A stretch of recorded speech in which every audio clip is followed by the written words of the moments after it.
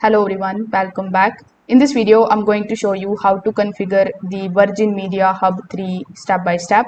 So first of all, you just have to make sure that your phone, your laptop or computer is connected to the Virgin Media Hub 3 through Wi-Fi or an Ethernet cable. So in order to basically connect it, you just have to open the settings of your PC.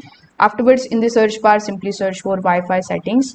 When you are here, you just have to turn on the Wi-Fi. Afterwards, it is going to show you all of the Wi-Fi networks available. So you just have to simply look for the Virgin Media Hub 3 and select it, and in order to connect it you need the default Wi-Fi network name and the password, which will be printed on the sticker underneath the hub if you haven't changed them yet.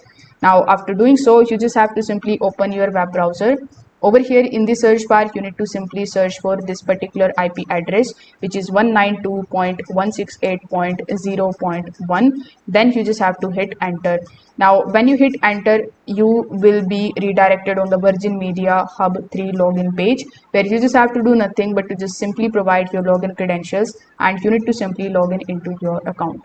Now once you are inside, you just have to simply go to the wireless or the Wi-Fi settings section, and here you can do multiple things, like you can change the network name, you can update the wireless password, and even manage both the 2.4 gigahertz and the 5 gigahertz bands. So that's how you can do it. If this video helped you out, make sure that you like this video and subscribe to the channel. Thanks for watching.